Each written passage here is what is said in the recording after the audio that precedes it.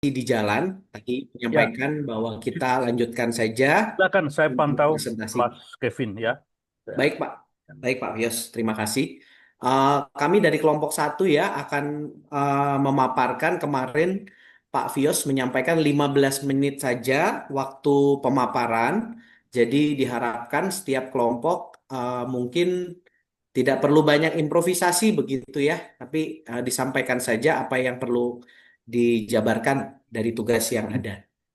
Oke, mulai mungkin Bu Ani boleh di-sharekan presentasi dari kelompok satu.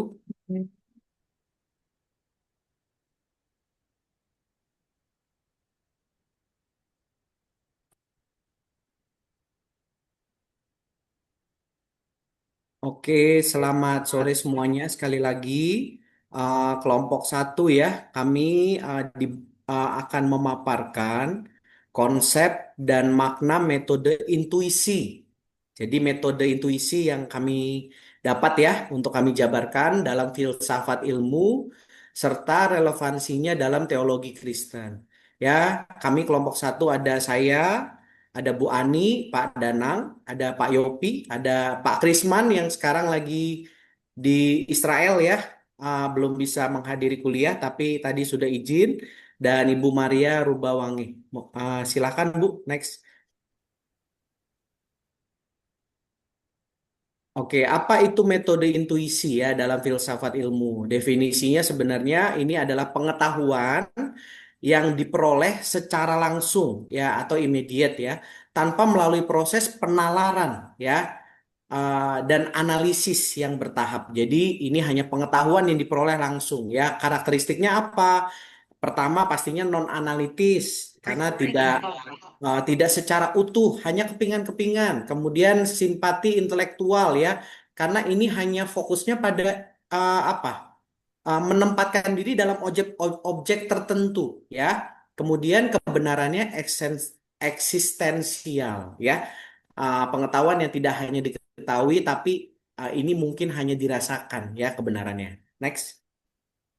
Filsafat ilmu harusnya lahir dari adanya rasa heran, takjub, dan ragu.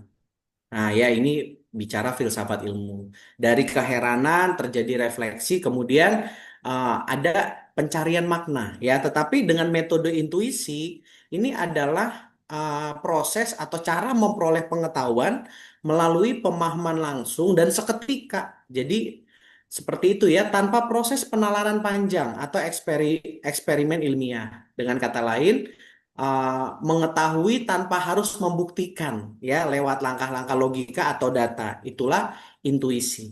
Nah, metode intuisi ini akan menolong kita membedakan antara pengalaman rohani yang sah dan perasaan subjektif yang menyesatkan. Oke, next. Oke, maknanya filsafat dalam metode intuisi ya ada tiga yang kami jabarkan. Yang pertama, filsafat sebagai pembersih lensa.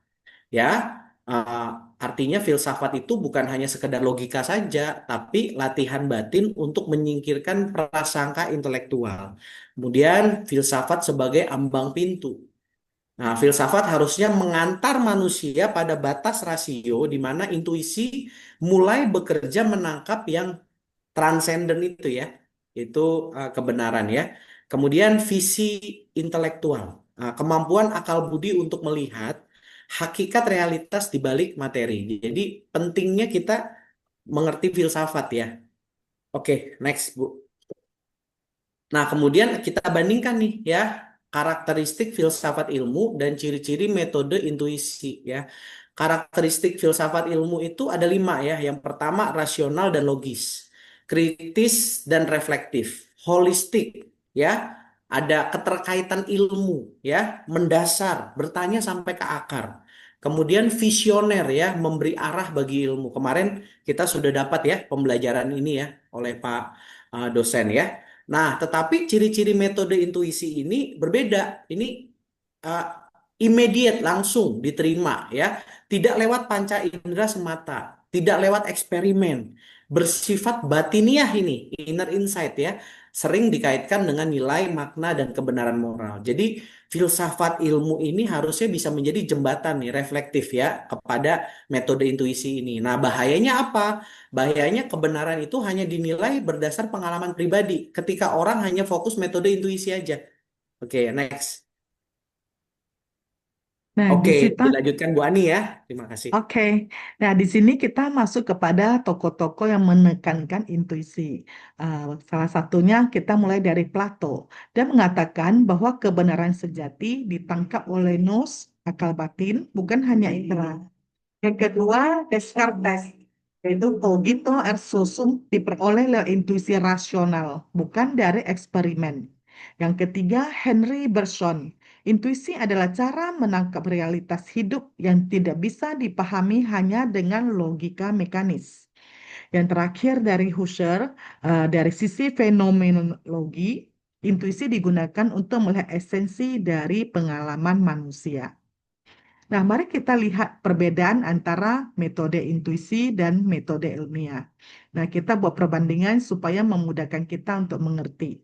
Kalau metode intuisi itu dengan mengetahui langsung yang bersifat subjektif, menekankan makna dan nilai dengan pencapaian kualitatif yang mudah dimengerti. Sementara metode ilmiah ini mengetahui lewat observasi. Nah, dilakukan secara objektif dengan mengambil dari data-data fakta dan hukum secara kuantitatif, dan yang di sini adalah mengukur. Jadi kita melakukan intuisi mengerti, tapi ilmiah itu lebih ke mengukur.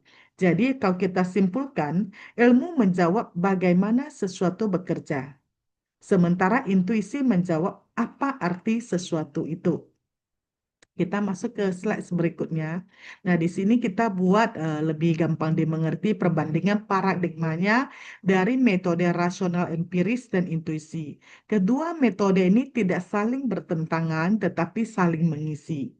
Kita melihat aspek rasional empiris ya, menggunakan pendekatan analisis dan observasi yang sifatnya objektif dan berjarak, dan hasil yang didapatkan bersifat informasi atau data.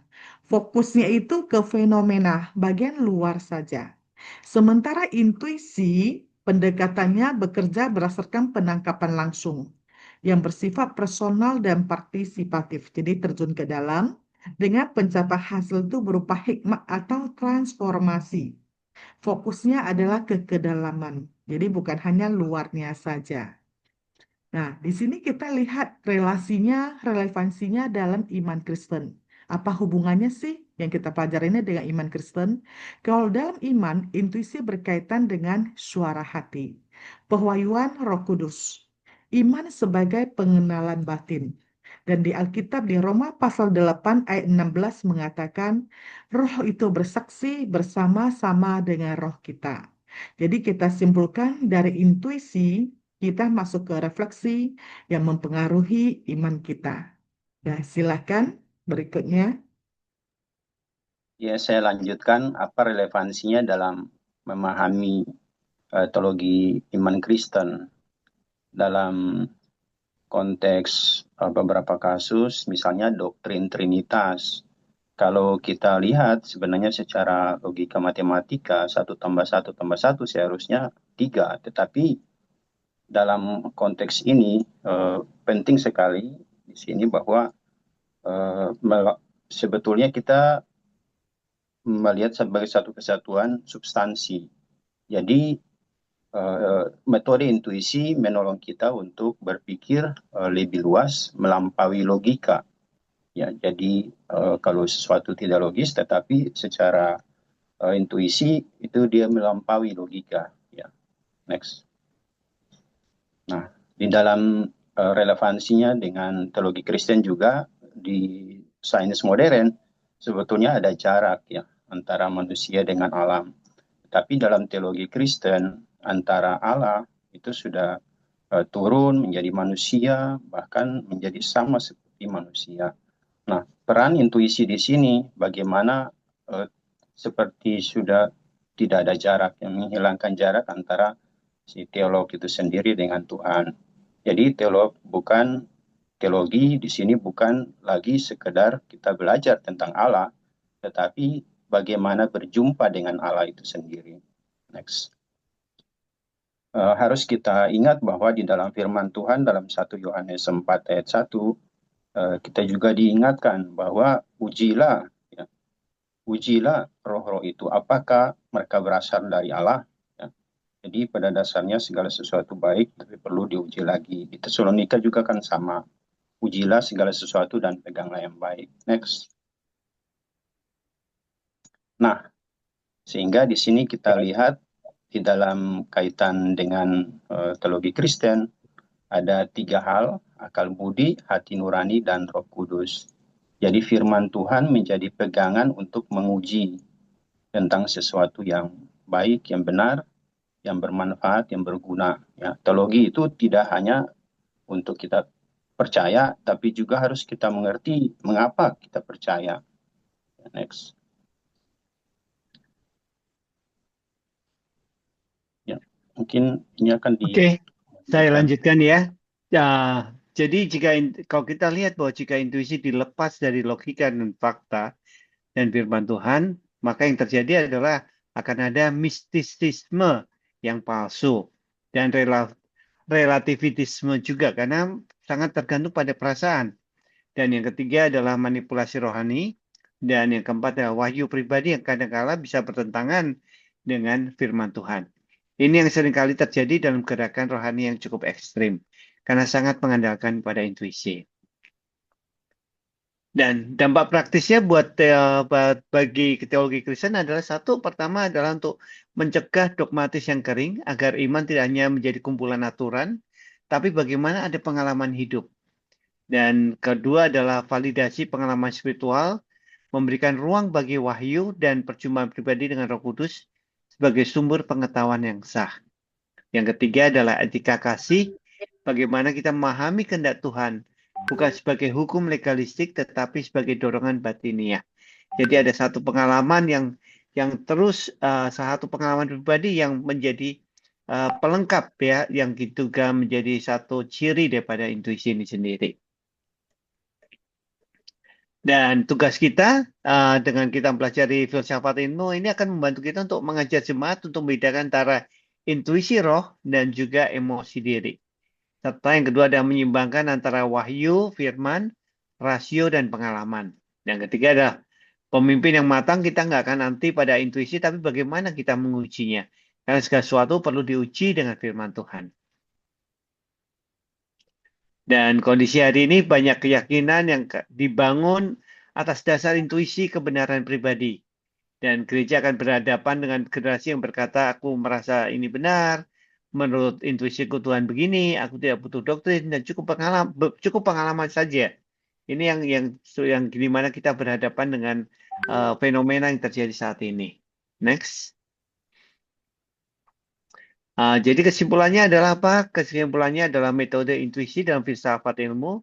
Ada cara memperoleh pengetahuan, memenuhi pemahaman langsung, batiniah, tanpa observasi, untuk menangkap makna, nilai, dan kebenaran dasar. Yang kedua, filsafat dengan metode intuisi adalah sahabat setia teologi yang akan menjaga agar akal budi tetap rendah hati di hadapan misteri dan memastikan iman tetap memiliki kedalaman intelektual.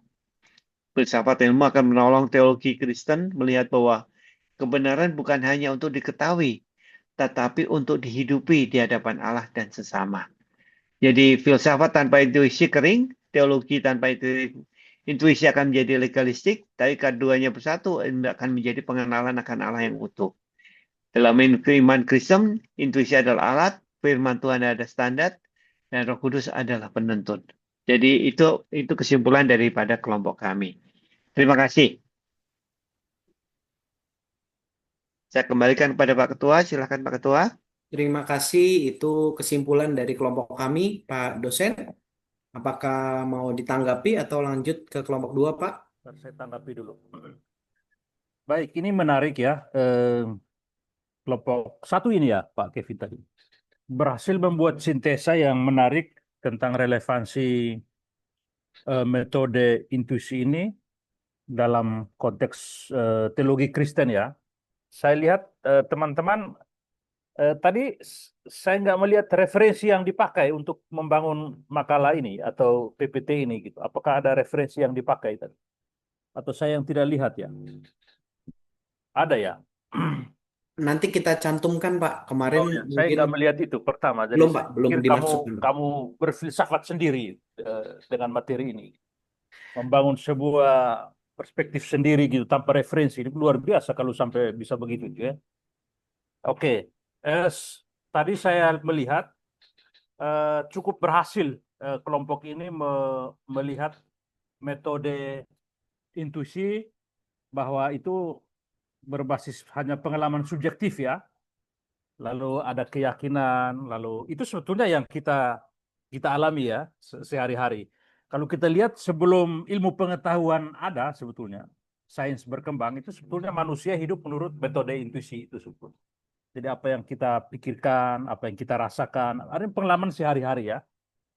Lalu akhirnya masukkan ke tadi kaitannya dengan firman Tuhan ya. Jadi artinya saya lihat kalau saya tidak tahu Bapak Ibu pendeta atau Bapak Ibu semua di sini kalau menyusun khotbah itu apakah merasakan metode intuisinya bekerja gitu kuat dalam konteks ini.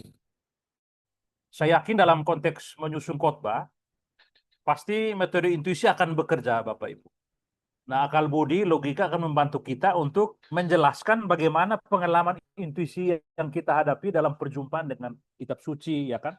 Dalam perjumpaan dengan Tuhan, dengan Allah, Tritunggal, dan ya dogma-dogma yang kita yakini ya sebagai kebenaran dalam konteks Kristiani. Jadi, menurut kelompok, saya mau tanyakan, apakah filsafat itu menghambat intuisi manusia dalam mengenal Tuhan atau atau justru sebaliknya, justru support? Saya mau tanya dulu, posisi kelompok satu dulu. Silakan. Kalau melalui penjelasan kami Pak dan penalaran saya Pak ya, Ya, malah filsafat itu memperdalam harusnya Pak. ya. Memperdalam metode intuisi agar metode intuisi tidak hanya dipakai secara langsung begitu Pak. Hmm. Dan menambah penalaran lebih dalam. Gimana Ya, menurut yang lain? baik. Jawaban yang baik. Ada lagi dari anggota yang Ya, lain? saya tambahkan sedikit.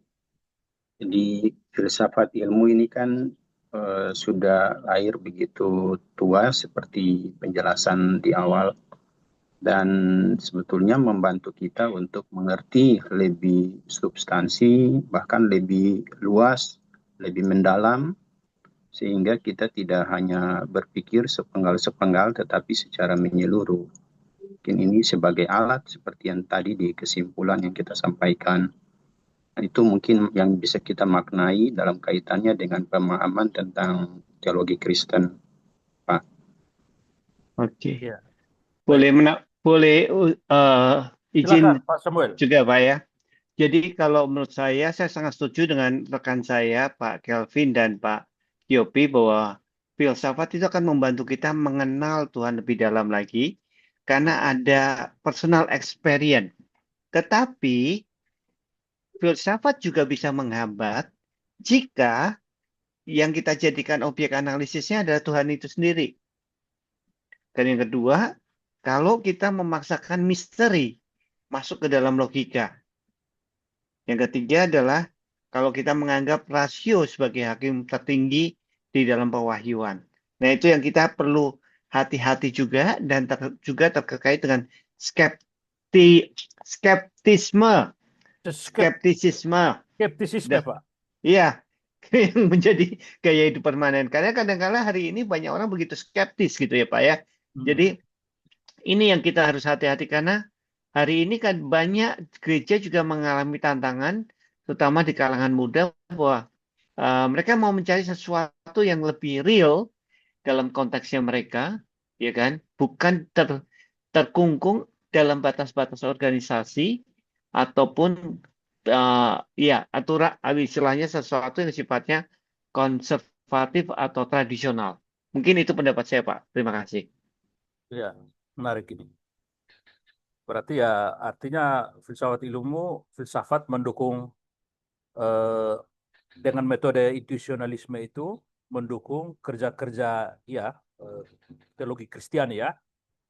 Baik, saya mau gali lebih dalam yang tadi tentang kaum muda itu. Yang tadi ada kaum muda kan berpendapat ini kan pandangan saya begini, ya kan? Saya begini, apalagi Gen Z sekarang bacaannya nggak tahu referensinya apakah itu bisa dipertanggungjawabkan apa tidak gitu.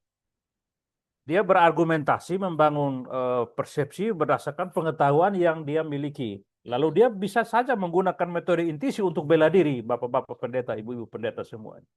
Nah, bagaimana kamu menggunakan filsafat untuk memecah kebuntuan itu? Bagaimana kamu pakai filsafat itu? Jangan pakai teologi ya, pakai filsafat. Kalau kamu pakai teologi, kamu pasti akan bilang, ya ini memang doktrinnya begitu, ya selesai, tidak ada diskusi. Tapi saya mau membuat Bapak Ibu untuk pakai filsafat untuk bagaimana menjelaskan posisi teologi itu kepada Gen Z dengan cara berpikir seperti itu. Silakan.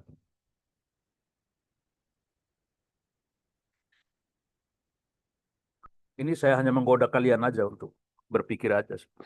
Nah ini Pak, kami sepertinya kurang tergoda Pak, karena kami nggak paham. Baru kali ini belajar filsafat saya Pak. Kalau yang lain bagaimana? Ya kalau tidak menemukan jawabannya biarkan aja. Kan bingung itu kan berfilsafat. Iya, mungkin kita akan mungkin karena kita ngomongin ini saya mencoba menjawab ya Pak ya. Ya. Jadi mungkin kita perlu mengajak Gen Z ini untuk berpikir Pak, berpikir dengan pertanyaan-pertanyaan gitu ya Pak ya. Karena kan mereka suka dengan pertanyaan gitu. Karena itu akan memperkaya apa istilahnya, memperkaya kita karena kita nggak memfokuskan pada uniformity, tetapi dalam keragaman pendapat itu kita bisa mencerna apa yang sebenarnya ada di benak mereka kan. Dan ini yang kadangkala menurut saya kelemahan kita yang banyak berpatok pada istilahnya doktrin atau dogmatis yang kaku gitu ya. Jadi kalau menurut saya kita harus banyak mengajak mereka berpikir dengan lewat pertanyaan. Dan mungkin juga perlu kita tanyakan ke mereka sendiri, makna dari pemikiran mereka sendiri. Kita ajak mereka untuk berpikir berbalik juga ya Pak ya. Apa maknanya dengan mereka berpikir segitu? Apa pentingnya buat hidup mereka juga gitu ya. Karena kalau itu hanya membawa kepada kekosongan, apa artinya? Karena banyak orang terjebak di dalam filsafat merasa pintar dan akhirnya terjebak dalam kekosongan. Itu kalau menurut saya Pak ya. Koreksi saya kalau saya salah ya Pak ya. Ya, Makasih. setuju. Artinya memang harus butuh dialog yang dialogis ya. Dialog. Artinya posisi mereka berargumen seperti itu, kita senang bahwa mereka bisa berpikir otonom, berpikir mandiri, ya, menyampaikan pemikiran mereka secara jujur, apa adanya. Tapi kita pakai metode berpikir yang mengarahkan pikiran mereka untuk masuk dalam kerangka pikir teologis yang kita mau capai. Filsafat membantu kita untuk menggunakan pikiran logis, lalu mengolah intuisi itu secara kritis rasional untuk mengarahkan argumen anak muda itu untuk masuk dalam kerangka tujuannya itu ke teologi Kristen itu, karena filsafat kan melayani teologi, ya toh. Supaya penalaran mereka itu tidak mengalami disorientasi atau juga seperti Bapak tadi mengatakan kekosongan makna hidup ya, nilai kekosongan nilai, tapi diarahkan supaya mereka boleh berpendapat begitu, tapi berbasis kepada teologi Kristen yang bisa dipertanggungjawabkan. Jadi bukan sebuah argumen yang mau bertentangan dengan teologi Kristiani, tapi justru argumen mereka itu memperkuat teologi Kristen gitu tuh ya. Oke, baik. Mungkin jawaban Terima kasih, lain Pak. nanti kita lihat di metode-metode yang lain. Tapi ini kan hanya salah satu sudut pandang aja, salah satu cara berpikir intuitif. Jadi intuitif itu kita dapatkan, ini pengalaman yang kaya, dunia batin yang kaya, kita pakai terang filsafat untuk membantu mengartikulasikan lebih jernih, lebih terang, lebih jelas kekayaan-kekayaan batinnya itu sebetulnya. Dengan ini ya, dialog antara filsafat dengan metode intuisi dengan teologi Kristiani tadi.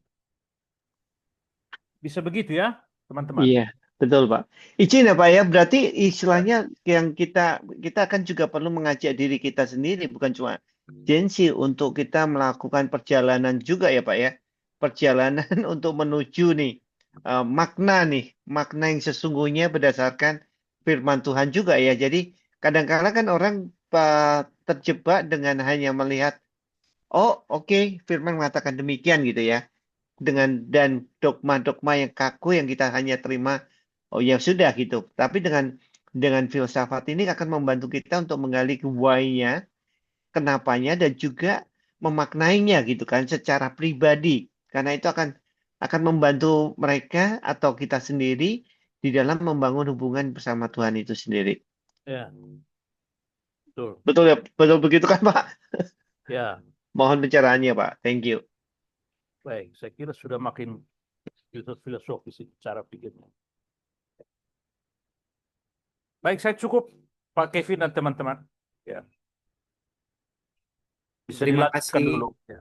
Dilanjutkan kelompok 2 ya berarti. Dipersilahkan. Baik, nanti makalah-makalahnya dikumpul ke ketua, nanti saya kasih email saya ya, untuk di email aja. Ya. Di akhir sesi aja ya. Kasih.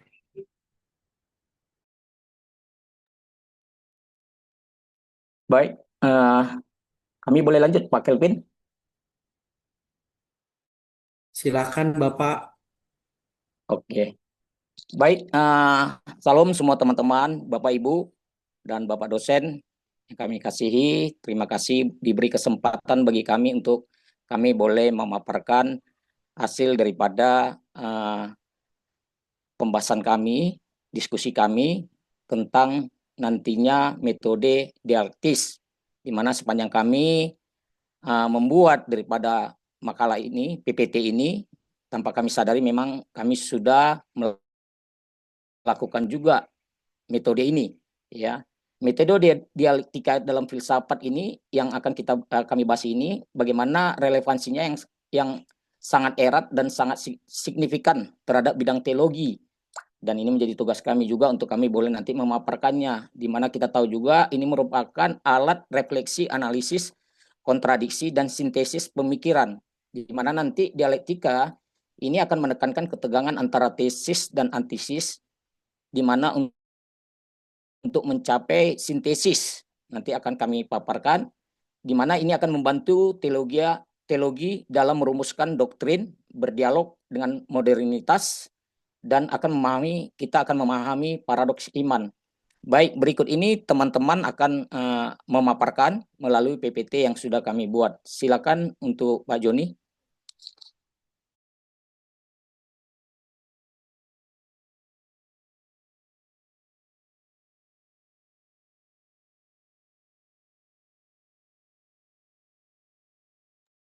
Iya, nggak kedengaran Pak Joni. Mohon diulangin Pak Joni. Maaf, tadi masih di unmute. Ya, kami dari kelompok 2 yang terdiri dari Pak Albertus, Pak Aris, Pak John Sinaga, saya sendiri, Joni Silitonga, dan Pak Roy. Ya.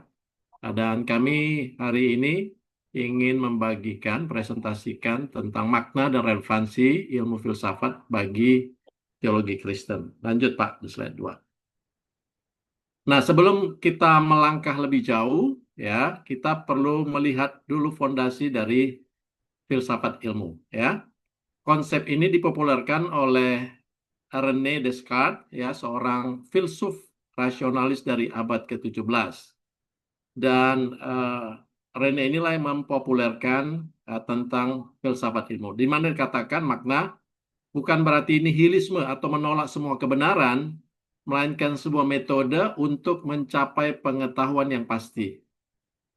Ia adalah keraguan metodis sebagai titik awal untuk mencapai kebenaran yang tak tergoyahkan. Descartes meragukan semua yang bisa diragukan untuk menemukan dasar yang tak tergoyahkan. Selanjutnya, Pak. Kemudian kita akan masuk pada pertanyaan mendasar. Apa itu filsafat ilmu? Di sini kita akan melihat bagaimana filsafat ilmu mendorong kita untuk bersikap kritis terhadap asumsi-asumsi yang ada, baik dalam sains maupun tradisi teologis. Ini adalah ajakan untuk mencari dasar yang lebih kokoh bagi setiap klaim pengetahuan dan yang terpenting menghindari dogmatisme buta, sebuah sikap yang sangat relevan bagi kita sebagai mahasiswa teologi, khususnya S2. Selanjutnya, slide 4, Pak. Lalu apa implikasinya bagi kita sebagai mahasiswa teologi? Pada slide ini kita akan melihat bagaimana filsafat ilmu memiliki dampak yang signifikan, ya, terutama dalam konteks implikasi bagi filsafat ilmu dan teologi. Metode dialektika adalah sebuah proses dialog atau argumentasi antara dua atau lebih pandangan yang berbeda dalam upaya untuk mencapai kebenaran yang lebih tinggi. Dalam filsafat ilmu, melalui tesis klaim awal, antitesis klaim yang berlawanan atau kritik, dan menemukan sintesis, yaitu solusi klaim baru yang lebih baik. Nah, apa relevansinya dengan teologi? Ya, melalui dialog doktrinal membantu dalam memahami menyelesaikan perbedaan pandangan teologis. Misalnya, bagaimana doktrin predestinasi dan kehendak bebas dapat dipahami secara dialektis. Dalam interpretasi teks suci, mendorong pemahaman yang lebih kaya melalui perdebatan dan refleksi mendalam terhadap berbagai makna yang mungkin. Dalam teologi kontemporer, menjawab tantangan dari filsafat, ilmu pengetahuan, dan budaya modern melalui dialog kritis. Dan juga menghindari stagnasi, mendorong teologi untuk terus berkembang dan relevan. Next slide. Nah, disinilah jantung dari presentasi kita, yaitu metode dialektika. Ya, ini adalah sebuah proses dialog yang dinamis antara dua pandangan yang berbeda, yang pada akhirnya bertujuan mencapai kebenaran yang lebih tinggi. Ya, dalam filsafat ilmu metode ini dikenal dengan tesis atau klaim awal, antitesis, klaim yang berlawanan, dan sintesis, solusi atau klaim baru yang lebih baik. Ya, dan kita perlu memperhatikan bagaimana metode ini bekerja dalam konteks teologi nantinya. Lanjutkan di slide ke-6, Pak Narto.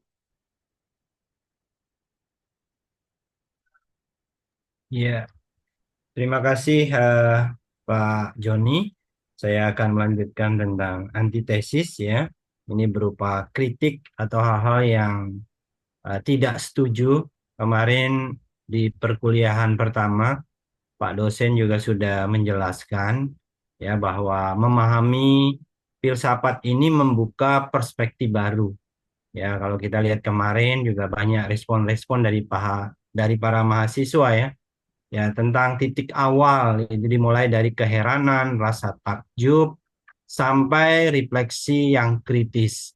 Ya, bicara tentang konsep ya, tentang cinta, kebijaksanaan, ya kalau di bahasa Latinnya philosophia, dan juga menjelaskan tentang metode.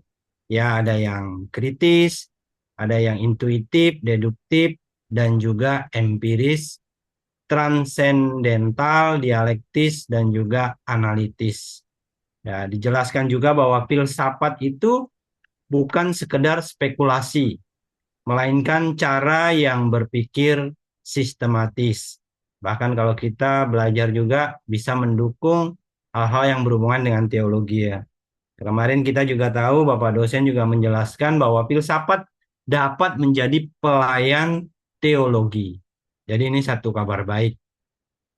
Ya, bicara tentang sintesis atau solusi hasil, ya kita lihat bahwa pemahaman baru dan awal ini membantu kita tidak hanya melihat filsafat dan teologi sebagai kontradiksi.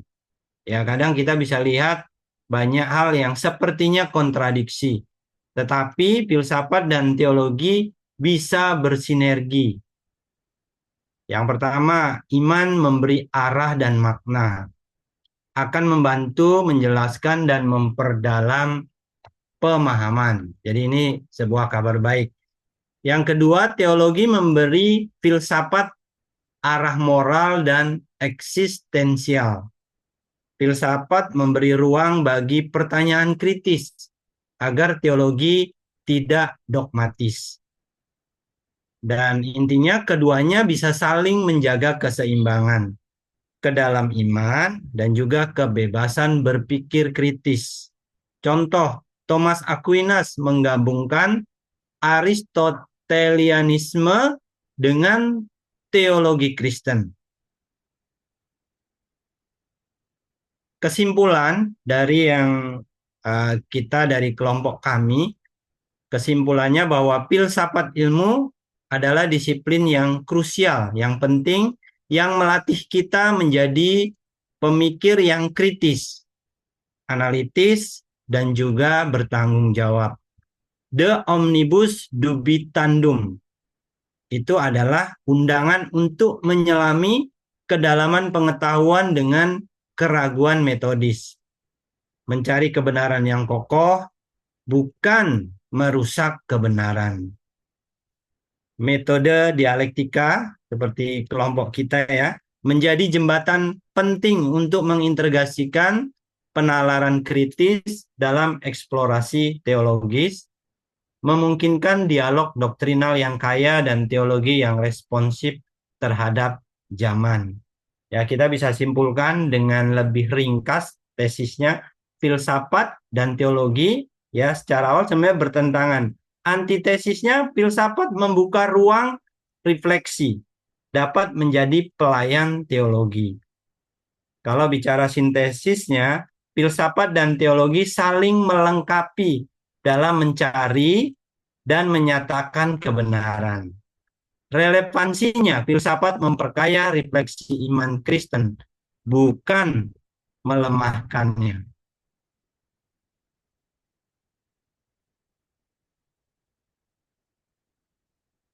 Keyakinan dari kelompok kami bahwa posisi filsafat sebagai pelayan teologi, Ancilla Theologiae.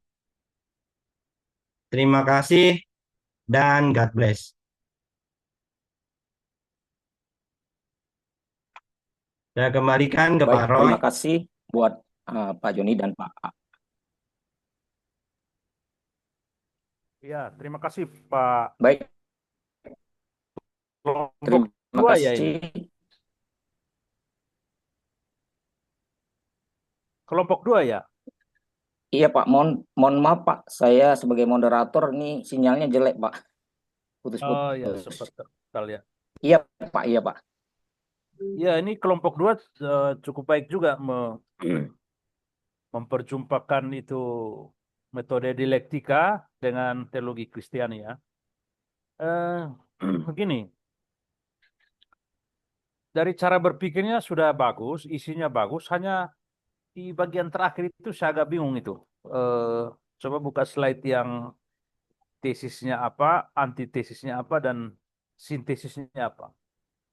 Tadi yang tesisnya itu teologi dan apa, filsafat dan teologi saling bertentangan ya. Ada di slide-nya tadi itu. Menurut saya itu ada mesti diperiksa lagi itu contoh itu. Ya, ya sebentar ya Pak. Pak Ini Albertus, nge-lag Pak saya. Albertus. Ya, sebentar Pak. Ini nge-lag ini. Ya. Iya, saya Maksud benar, hanya mungkin susunannya harus dibalik kayaknya. Coba dilihat, saya mau buka lagi. Yang slide-nya aja. Yang slide-nya Pak.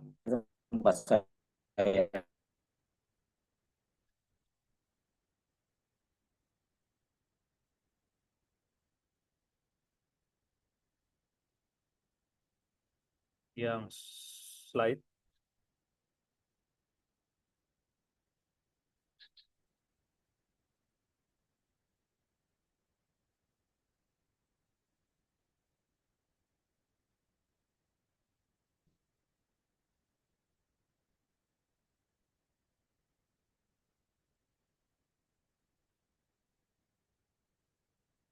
Udah bisa di-share ya.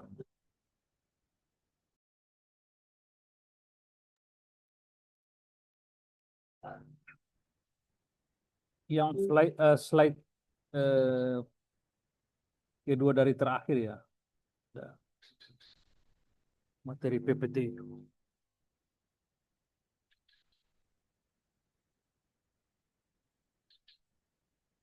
Hilang ya? Menghilang ya?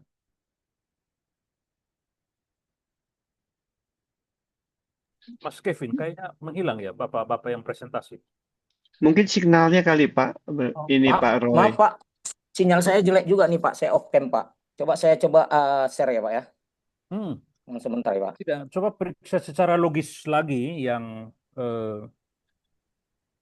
terus slide yang terus di akhir-akhir itu Pak. Kalau ini oke, Sebentar ya 7. Pak. Iya, iya Pak, sebentar Pak. Coba. Eh,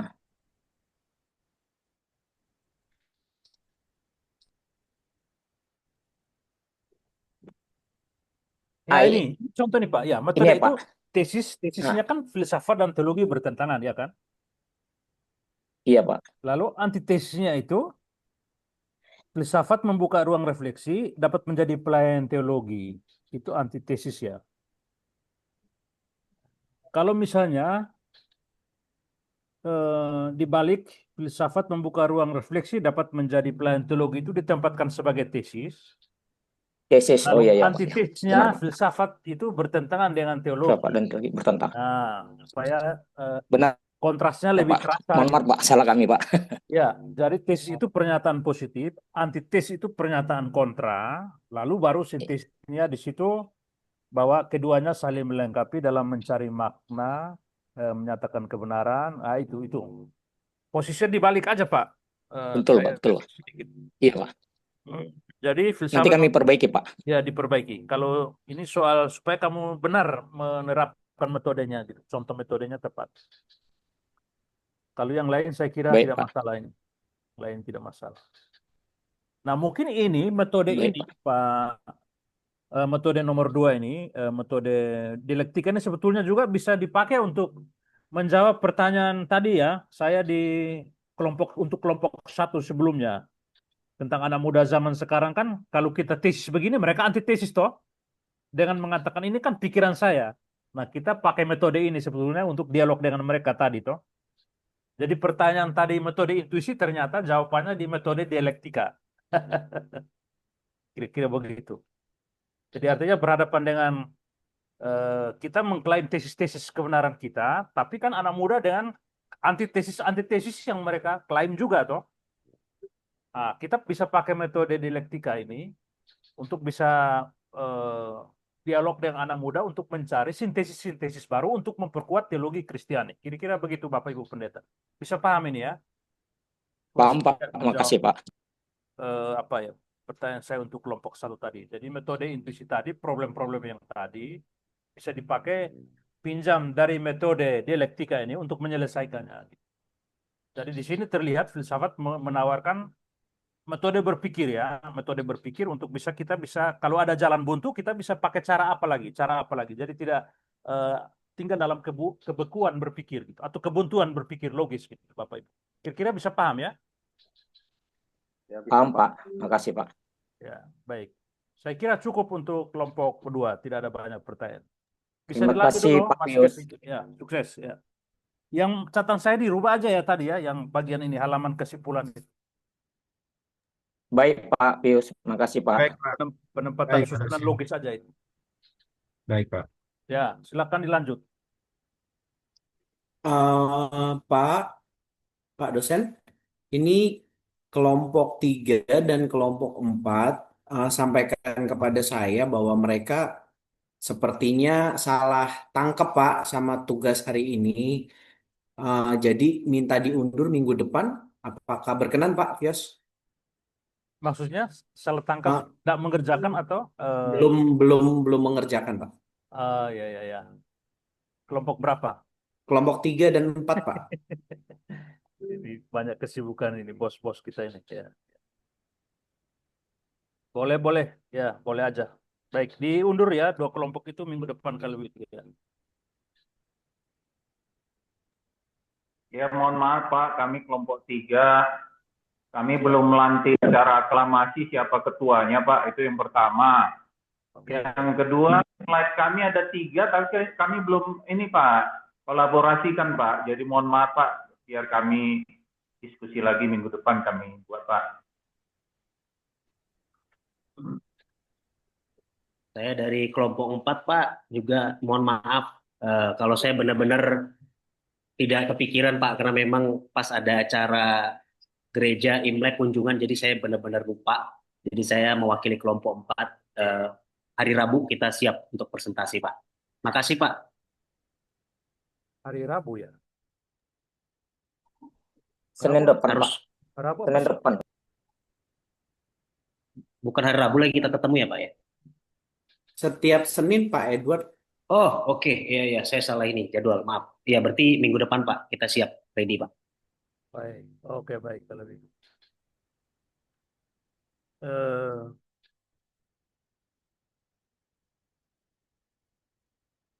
Kalau begitu, minggu lalu saya sudah tidak apa-apa kalau itu di pending aja ya, ditunda ya, Pak Kevin, dijadwal di reschedule kelompok yang belum itu. Jadi Iya kita Pak. masuk ke materi mereka dulu. Berarti di reschedule aja ya, Pak Kevin. Baik, minggu lalu saya sudah pernah share materi ya, materi saya. Apakah ada penjelasan saya itu ada hal-hal yang mau ditanyakan atau apa?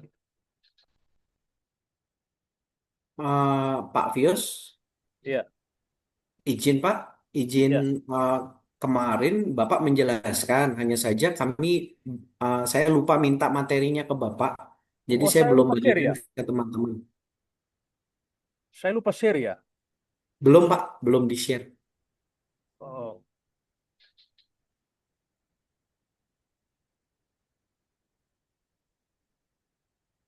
sebentar ya.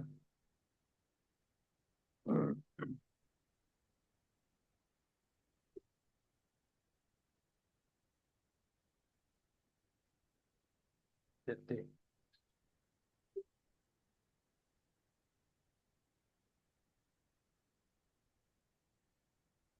Sebentar ya.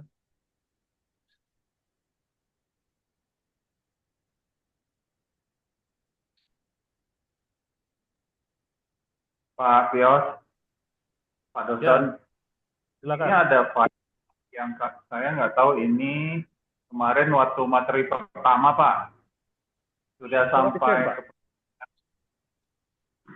kepada umum dan sosial terakhirnya, Pak. Ada 6 poin, mampu mengambil sikap tertentu, Itu memiliki betul. Ya, itu tuh, Pak. Berarti Ya, saya benar, share Pak. ya. Coba di-share ulang untuk teman-teman lain bisa di room chat boleh, Pak Frans. Coba ya, Pak, soalnya saya pakai tablet. Pak Frans.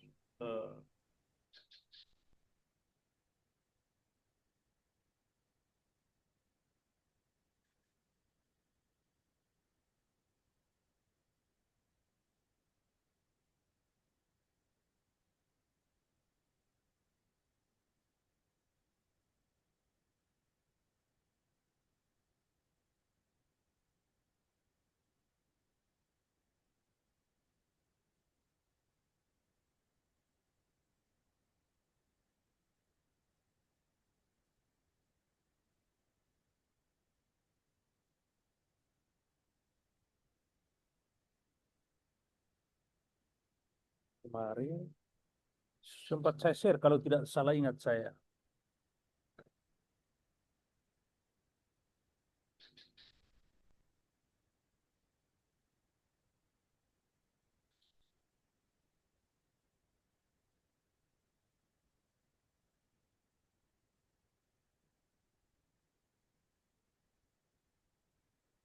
Oh, oke, baik, sebentar.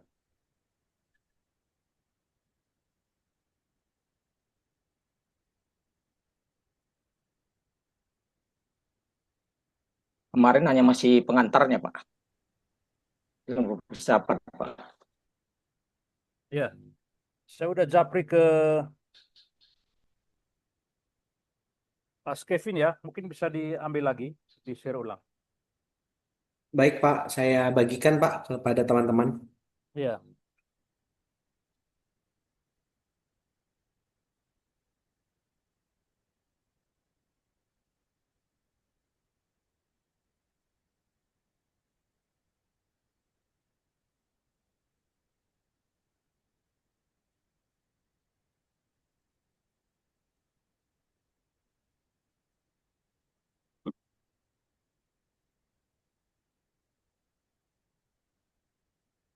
kemarin metode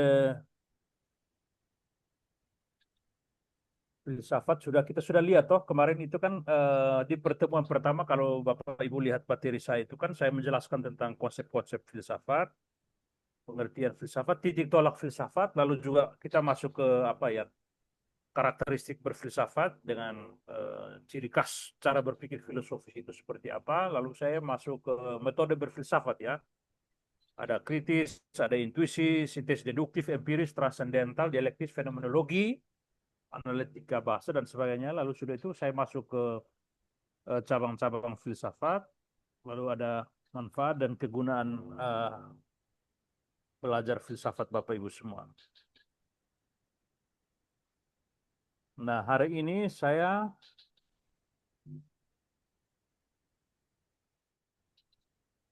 akan coba masuk ke materi berikut. Tapi berkaitan dengan materi pertama di pertemuan sebelumnya, apakah ada hal yang mau disampaikan?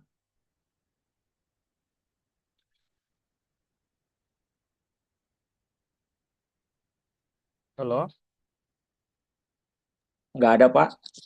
Biar lanjut aja, cukup jelas ya. Pak. Biar makin banyak dapat ilmunya, Pak. Baik.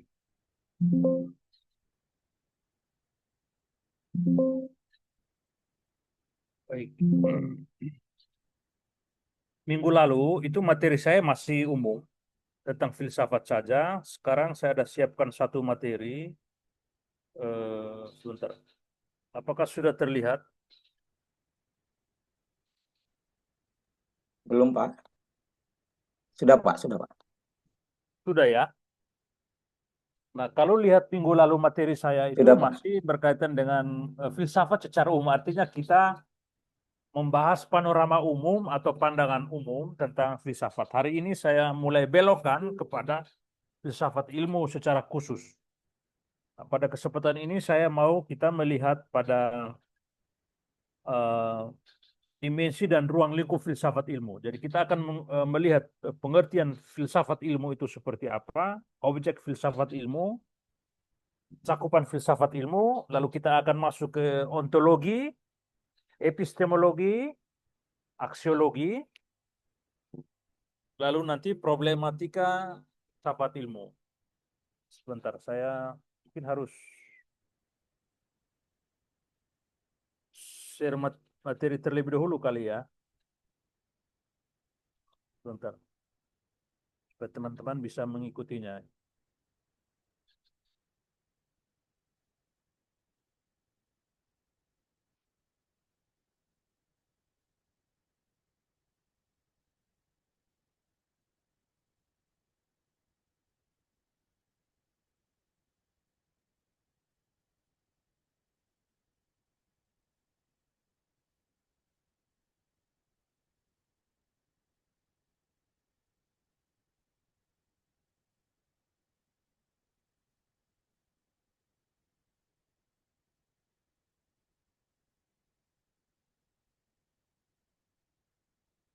Bisa lihat di room chat, bisa download materinya.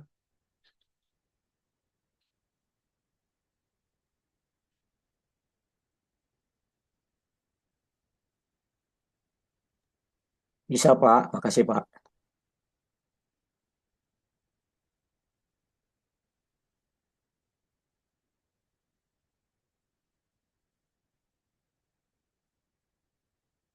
Baik.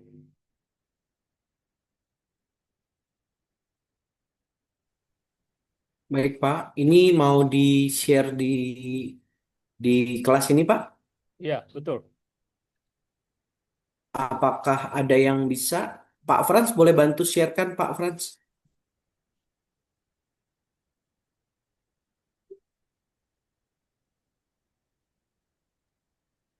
Terima kasih. Saya nggak pakai laptop soalnya. Agak meraba nih, Pak. Atau Pak Sunarto boleh bantu saya? Bentar. Ini sudah bisa? Bisa Pak, masuk. Bentar ya Pak ya, sambil saya ini.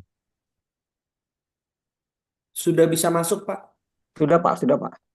Oke, baik. Sudah masuk ya?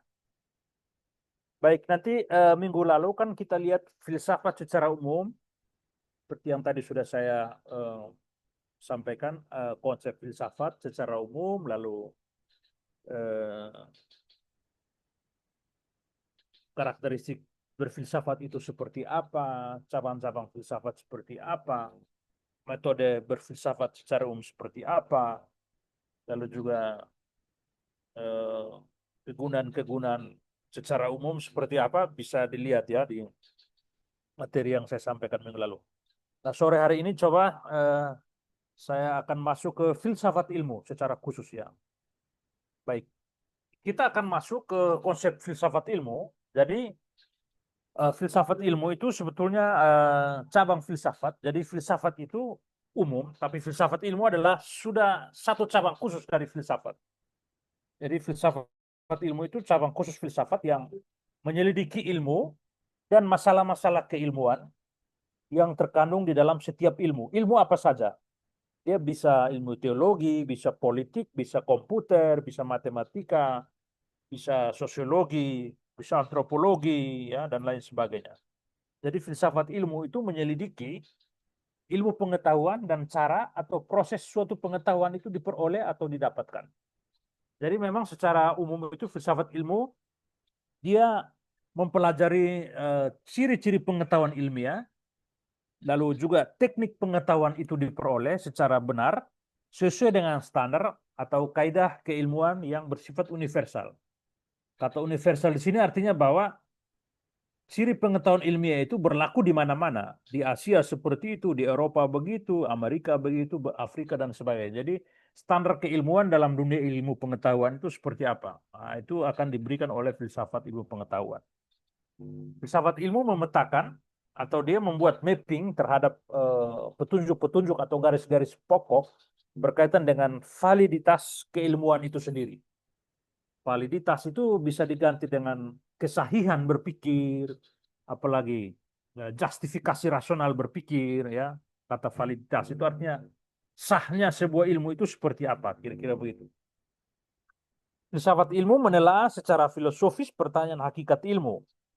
Objek yang ditelaah ilmu, bagaimana hubungan objek dengan daya tangkap manusia seperti berpikir, merasa, dan mengindra.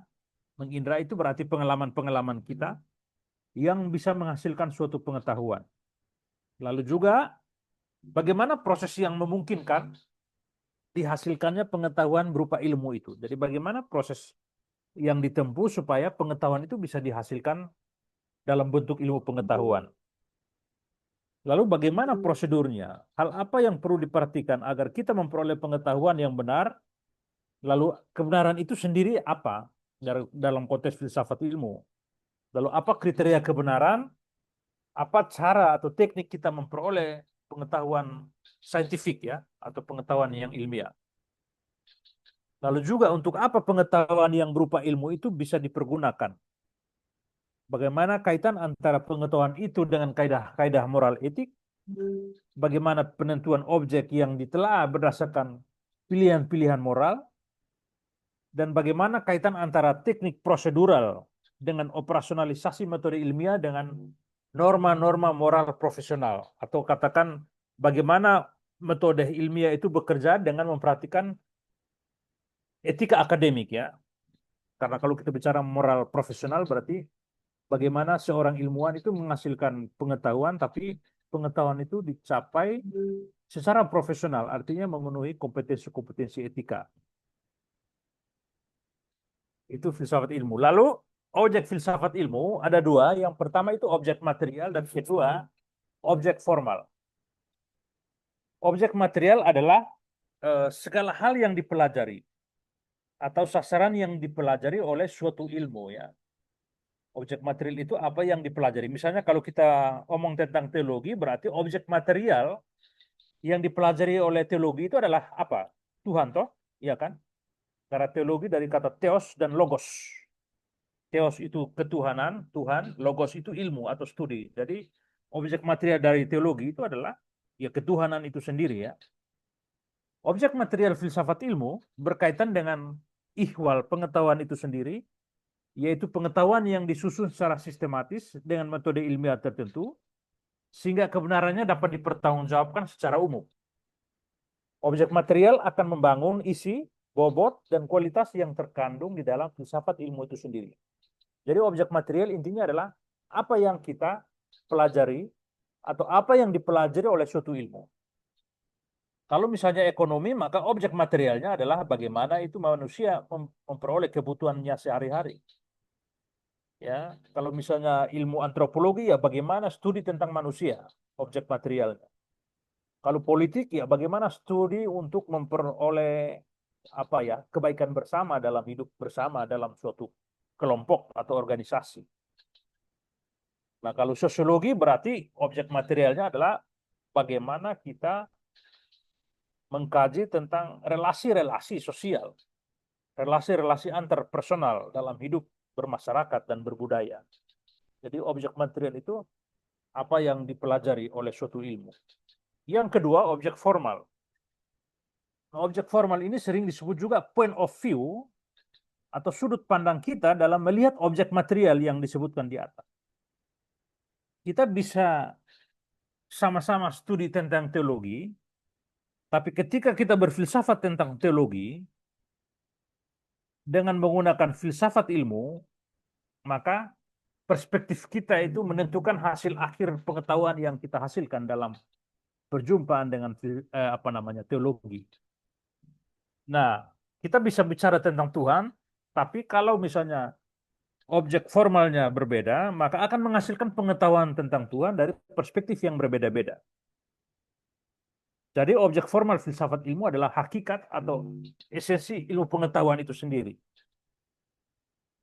Teman-teman bisa paham sampai di sini, Bapak Ibu, tentang objek material dan objek formal. Jadi objek material itu adalah apa yang dipelajari oleh suatu ilmu, sedangkan objek formal adalah point of view kita terhadap apa yang dipelajari oleh ilmu pengetahuan itu. Sampai sini mengerti? Misalnya teman-teman tadi saya katakan objek material teologi itu apa? Ketuhanan toh. Nah, kalau objek formalnya apa? Ya, Tuhan itu kita teropong dari perspektif apa? Apakah kita bicara tentang Tuhan dari perspektif filsafat sosial? Atau kita mau teropong Tuhan dari perspektif filsafat antropologi? Atau kita mau teropong dari perspektif filsafat biologi? Atau mau perspektif filsafat ekologi? Atau filsafat kosmologi? Ya, atau filsafat apa gitu. Jadi objek formal itu adalah perspektif kita tentang objek yang sama. Sampai sini bisa mengerti ya? Bisa, Pak. Ya. Baik, saya lanjut lagi. Nah, yang termasuk objek formal filsafat ilmu itu apa saja, teman-teman? Nah, ini adalah apa yang menjadi problem mendasar dalam ilmu pengetahuan. Nah, salah satu objek kajian dalam filsafat ilmu adalah problem dasar ilmu pengetahuan itu apa saja. Nanti kita lihat sesudah ini. Lalu hakikat keilmuan itu seperti apa? Lalu bagaimana caranya manusia itu memperoleh kebenaran ilmiah? Nah, kita omong tentang kebenaran ilmiah, misalnya dalam konteks kebenaran ilmiah seorang teolog Kristiani itu seperti apa? Lalu juga apa fungsi ilmu pengetahuan bagi manusia dan secara pribadi maupun secara sosial dalam kehidupan bersama. Ini adalah objek-objek filsafat ilmu. Nah, kita masuk ke yang berikut adalah prasyarat-prasyarat aktivitas ilmiah seorang ilmuwan. Jadi kalau misalnya seorang ilmuwan, ya Bapak, Ibu ini kan saya bisa sebut sebagai ilmuwan karena sedang menjadi seorang generasi pembelajar, mempelajari teologi Kristiani, dan itu layak disebut ilmuwan.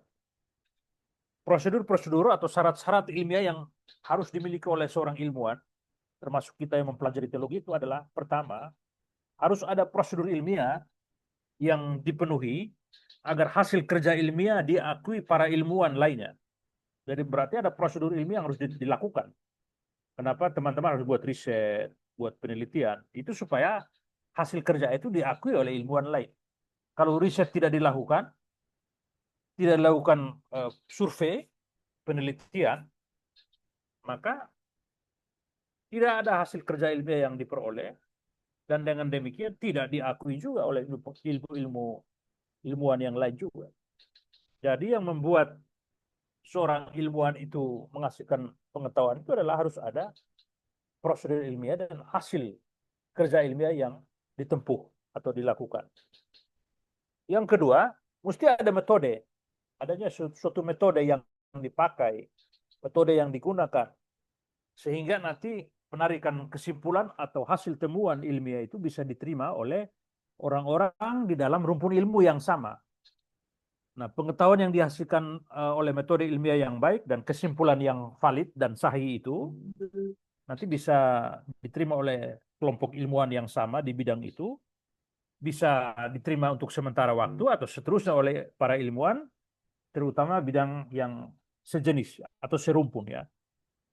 Jadi kalau misalnya Bapak Ibu membuat riset menggunakan metode dan menarik kesimpulan dari sebuah hipotesis yang diuji, yang menguji Bapak Ibu ini kan harusnya orang yang latar belakang teologi ya, yang bisa memahami itu.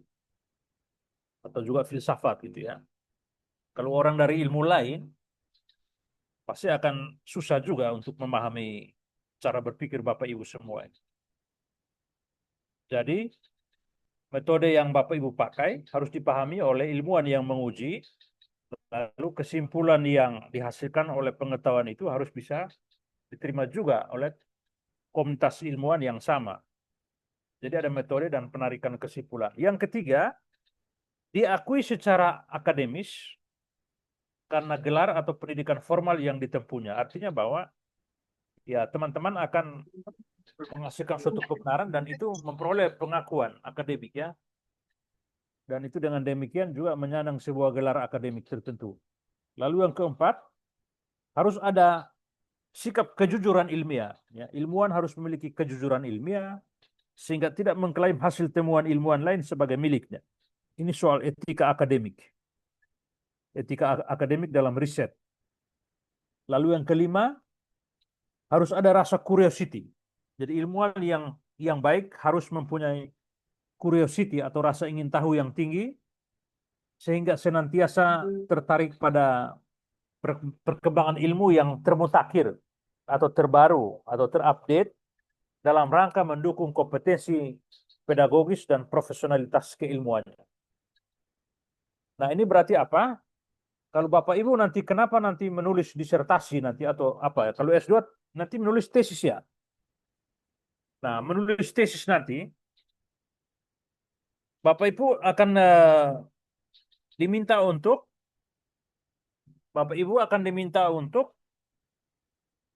membuat apa yang disebut state of the art. Tahu state of the art?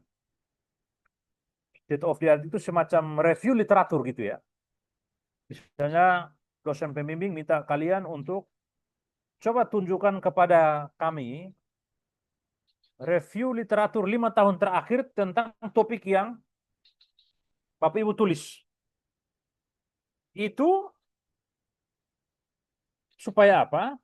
Supaya teman-teman menunjukkan bahwa ada prosedur akademik yang sudah ditempuh dan juga teman-teman menunjukkan ada rasa ingin tahu teman-teman dalam bidang itu yang membawa teman-teman kepada sebuah novum baru atau penemuan pengetahuan baru sesuai dengan bidang yang Bapak Ibu geluti. Jadi kalau misalnya dalam, Air. sorry, tangga Minumnya saya. kan air. Semua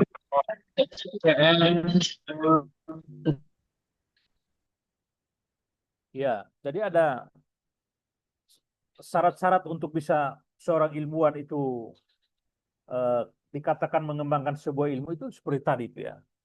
Harus ada prosedur ilmiah yang ditempuh ya, lalu juga ada suatu cara kerja ilmiah yang diakui oleh komunitas ilmu yang sama, lalu ada metode, lalu analisis, ada kesimpulan yang valid yang bisa dipertanggungjawabkan, lalu juga ada apa ya, suatu proses atau tahapan pengetahuan yang sudah ditempuh oleh seseorang, lalu juga harus memiliki kejujuran ilmiah, lalu ada rasa curiosity.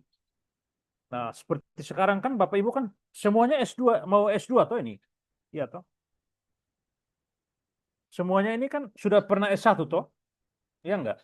Benar, Iya Pak. Pak, benar Nah, Pak. itu berarti bahwa tidak mungkin di kelas ini ada D3 kuliah di kelas ini toh. Berarti ada sebuah gelar akademis yang sudah ditempuh pada level sebelumnya yang melayakkan teman-teman ini ikut kuliah S2 ini. Berarti sudah lulus S1 semua, iya toh? Tidak bisa D3 dia duduk di sini untuk mendengarkan kuliah ini atau mengikuti program magister. Jadi ada sebuah apa ya, proses akademik, tahapan akademis yang sudah pernah dilakukan dalam pendidikan formal sebelumnya, yang melegitimasikan bahwa seseorang atau kalian ini layak untuk menekuni bidang kerja khususnya dalam mempelajari bidang ilmu magister teologi yang sekarang yang sedang ditekuni. Oke, saya lanjut lagi.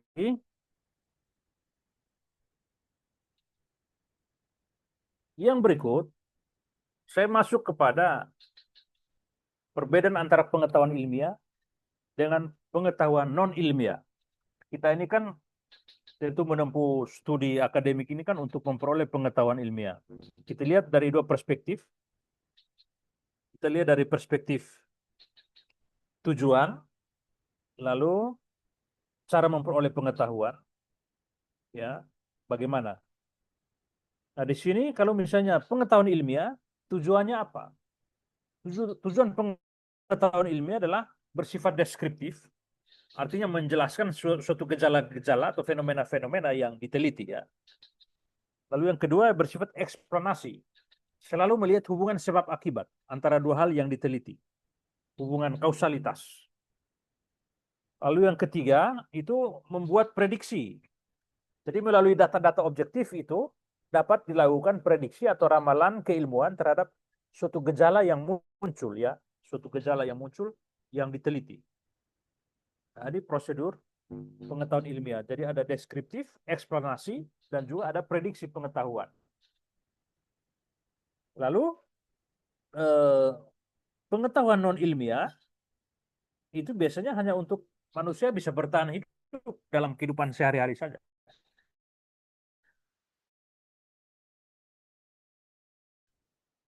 Hanya dipakai untuk pasang gejala-gejala. Dia tidak perlu dengan hubungan sebab akibat. Tidak ada data-data objektif itu. Oh ya, mungkin saya mau tunjukkan ini teman-teman. Saya pernah review satu tulisan satu orang peneliti dari Jawa Timur. Dia teliti tentang dukun-dukun di Jawa Timur dan Madura. Jadi dia praktek perdukunan di Jawa Timur itu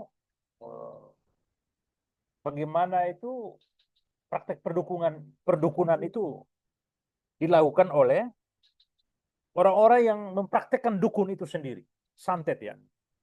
Kebetulan dia kirim tulisan itu ke jurnal di BINUS, jurnal Humaniora BINUS, lalu saya salah satu reviewer di jurnal BINUS itu, dan saya peneliti ini seorang Muslim membuat riset tentang itu di Madura.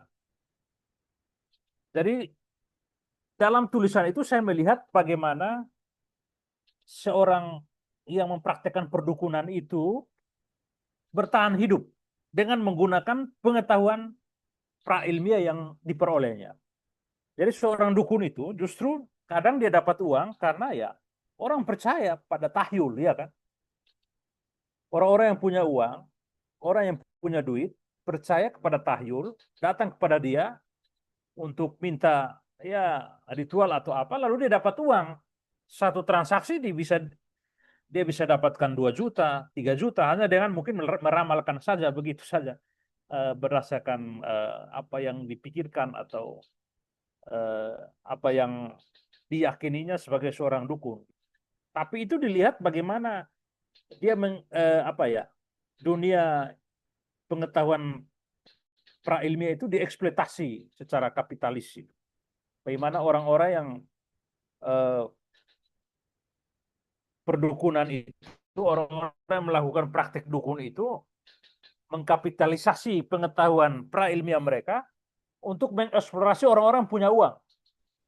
Ya, nah ini bagaimana itu kan kita tidak bisa mempersalahkan praktek seperti itu, tapi ya dalam dunia apa namanya perdukunan ya dianggap itu sebagai sebuah pengetahuan prailmiah. Ya mungkin kita yang studi pengetahuan rasional, pengetahuan empiris pasti akan mempertanyakan itu, tapi ya orang-orang yang melakukan itu ya ada penganutnya, ada pengikutnya melakukan hal seperti itu. Ya, itu kebenaran dari perspektif mereka ya. Nah ini saya mau tunjukkan bagaimana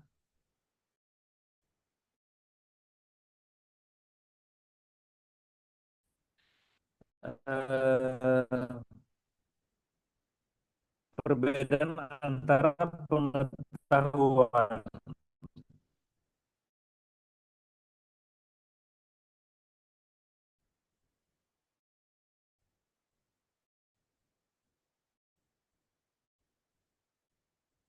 ilmiah dengan pengetahuan yang non ilmiah. Artinya tidak itu tidak pilihan itu.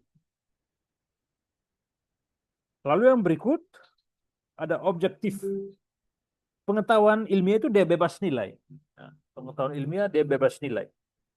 Sedangkan pengetahuan non ilmiah itu dia terikat pada nilai tradisi, budaya, ya. Tidak peduli dengan metode, pernyataan-pernyataan juga ambigu, kabur, tidak objektif. Berarti dia lebih lebih subjektif ya. Nah, tentang pengetahuan ilmiah yang bebas nilai ini artinya apa? Pengetahuan ilmiah itu harus bebas nilai, artinya dia tidak boleh mengabdi kepada sesuatu yang tidak relevan dengan kebenaran. Contoh misalnya, saya tanya Bapak Ibu, kalau Bapak Ibu membuat riset karena dibayar uang oleh satu orang yang punya modal besar untuk kasih Bapak Ibu uang untuk riset, apakah teman-teman bisa objektif dalam riset itu? Dibayar untuk suatu sebuah asumsi atau sebuah kepentingan yang sudah dipesan oleh sponsor yang membiayai kamu untuk riset.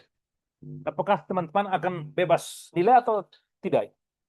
Tidak, Pak. Hah? Kita akan Ya. terikat, Pak. Tidak, Pak. Ya, tidak bebas nilai. Jadi disitulah ketika kita tidak bebas nilai, nah disitulah kita tidak akan bersikap saintifik lagi. Karena apa? Kita melakukan sebuah riset, tidak mengabdi kepada kebenaran, tapi mengabdi kepada kepentingan. Dan kita bisa membelokkan kebenaran itu kepada ke jurus yang berbeda. Kepada sesuatu yang jauh dari apa yang seharusnya benar. Atau bisa juga kita memanipulasi fakta, ya kan? Dulu waktu kami pernah mengundang Profesor Habdan Muluk, dia satu psikolog profesor di UI, datang ke BINUS, lalu waktu itu dia cerita tentang bagaimana lembaga-lembaga survei waktu survei periode pertama Pak Jokowi itu dengan Pak Jokowi itu apa? Maju dalam Pilpres dengan pesaingnya sebelumnya ya. Nah, kita lihat waktu itu kan masing-masing televisi menyajikan kebenaran yang berbeda. Ya kan? TV One menyampaikan ini pasangan nomor 1 menang, RCTI nomor 2 menang, lalu apalagi Metro TV nomor 3 menang. Jadi tidak ada apa namanya, satu kebenaran yang bisa dipercaya karena masing-masing TV itu menyampaikan data yang berbeda, teman-teman. Itu mau mengatakan apa? Artinya tidak objektif itu riset-riset itu. Iya kan? Tidak objektif. Karena tergantung dari sponsor siapa yang membayar survei itu. Lalu suatu ketika Prof. Hamdan Muluk ini dia melihat apa ya? Seperti punya data, ada pasangan tertentu yang membayar beberapa lembaga survei. Dia panggil ketua-ketua lembaga survei itu ke rumahnya dia. Dia tanya, apakah memang survei yang kamu buat itu murni atau tidak murni? Kamu harus jujur bahwa kamu terima uang dari paslon tertentu. Kalau kamu tidak akui itu, saya punya datanya, saya bongkar ke publik. Akhirnya dengan malu-malunya lembaga-lembaga survei itu tuh jujur gitu pada Prof. Hamdan Muluk bahwa ya mereka tidak fair gitu loh dalam melakukan survei itu.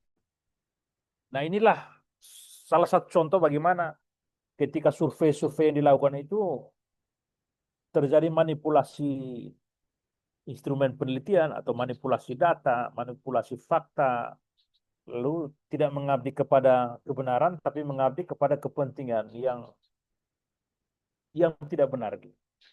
Nah, ini contoh ya. Jadi dalam berhitung, dalam matematika juga butuh etika gitu Bapak Ibu.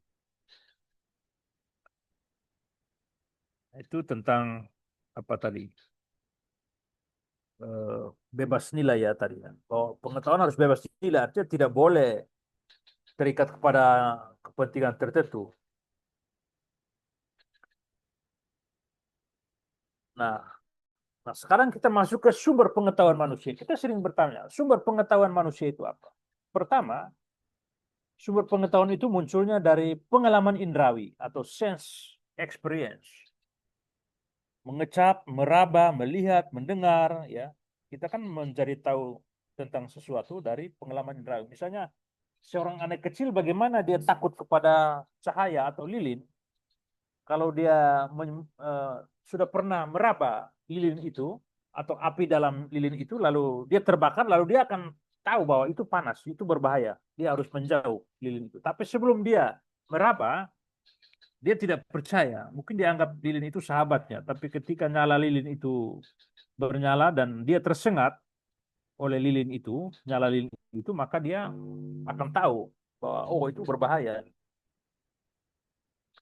Jadi pengalaman indrawi, kita mengecap sesuatu, kita tahu tentang sesuatu, atau sebuah minuman dalam gelas. Bagaimana kita mengukur bahwa itu manis atau pahit? Ya, kita harus mengecap, ya.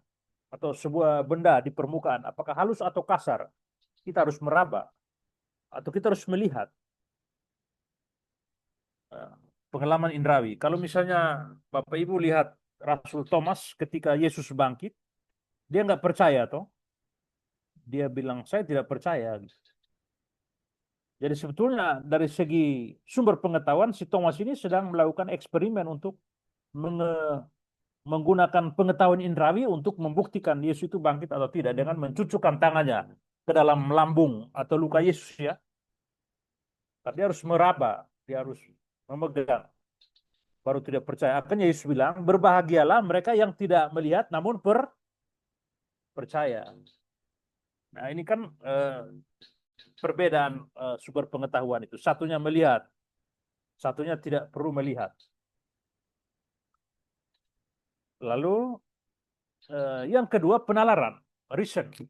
Jadi penalaran itu ya orang sering mengatakan logika. Logika itu salah satu ya sumber pengenalan atau sumber pengetahuan. Penalaran atau research itu menggunakan pemikiran atau rasio logis. Ini sumber pengetahuan yang kedua. Jadi logika itu salah satu sumber. Yang ketiga, otoritas, authority. Diperoleh dari otoritas yang dipercaya. Bapak Ibu nanti suatu saat ketika lulus sebagai magister teologi ya, orang percaya kepada otoritas ilmu yang Bapak Ibu sampaikan kepada publik.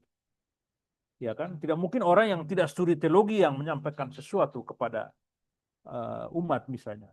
Jadi Bapak Ibu punya otoritas dan itu dipercaya. Yang keempat, intuisi. Diperoleh secara intuitif melalui perasaan moral, seperti metode intuisi tadi yang dijelaskan oleh kelompok 1 sebelumnya. Lalu yang kelima, keyakinan atau faith. Diperoleh dari keyakinan diri atau tekad hati yang kuat. Jadi keyakinan, dia termasuk iman tentu di dalamnya, itu sumber pengetahuan juga. Lalu keenam ada wahyu, revelation. Inspirasi suci dari Tuhan, seperti kitab suci misalnya. Itu sumber pengetahuan atau sumber pengetahuan manusia. Jadi ada 6 sumber pengetahuan manusia. Ada pengalaman indrawi, ada penalaran, ada otoritas, ada intuisi, ada keyakinan, dan ada wahyu. Kira-kira sejauh ini sumber kebenaran filosofis yang sejauh ini bisa dia. Kalau ilmu pengetahuan, dia hanya berhenti di nomor 2, Bapak Ibu. Juga nomor 1 dan nomor 2 ya. Saya kira nomor 3 juga sedikit menyentuh. Hanya kalau 3 ilmu pengetahuan, pengalaman indrawi, penalaran, otoritas. Kalau kita masuk level 5, 4, 5, 6 itu sudah pengetahuan teologis, pengetahuan intuitif, pengetahuan filosofis teologis, Bapak Ibu. Sampai sini bisa mengerti tentang sumber pengetahuan? Ya, Pak. Baik.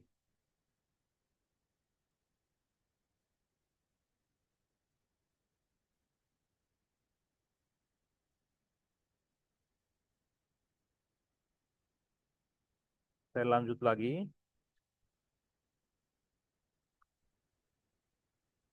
Yang berikut, saya masuk ke skop atau cakupan filsafat ilmu. Nah, cakupan filsafat ilmu itu mencakup apa saja? Ada berapa ilmuwan ya, dari Peter Engels, dari Cornelius Benjamin, dari yang berikut Marx Warstowski dan Ernest Nagel. Pertama,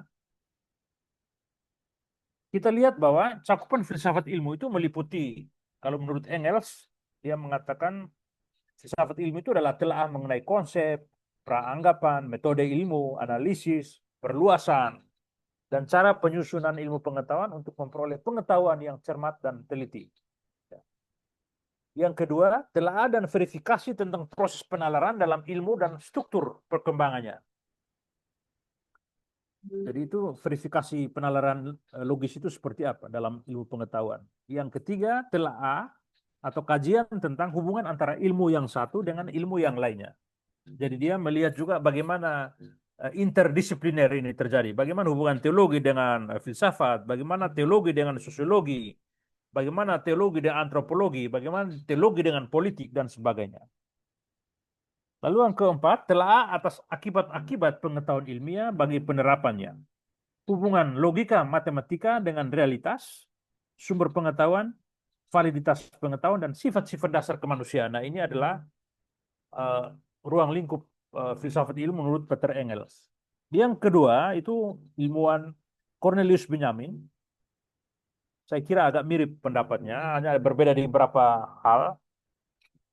Kajian mengenai metode ilmu, lambang ilmiah, struktur logis, sistem lambang ilmiah, atau logika, teori pengetahuan, dan teori-teori umum tentang tanda atau simbol. Yang kedua, penjelasan atas konsep dasar, peranggapan, dan dasar pendirian ilmu. Kalau pendirian ilmu itu selalu didasarkan pada landasan empiris, landasan rasional, dan landasan pragmatis yang berkaitan dengan metafisika atau struktur dasar yang menjadi inti dari sebuah realitas. Lalu yang ketiga itu adalah telaah mengenai kaitan berbagai ilmu dan implikasinya bagi teori alam semesta. Apakah itu idealisme, materialisme, pluralisme, atau monoteisme. Nah, ini aliran-aliran dalam dunia filosofi ilmu pengetahuan. Nah, yang ketiga itu Marx Warstowski. Dia mengatakan filsafat ilmu itu adalah refleksi atas konsep dasar, struktur formal, dan metodologi keilmuan. Jadi bicara tentang konsep dan struktur serta metode ilmu. Juga berkaitan yang kedua dengan epistemologi filsafat.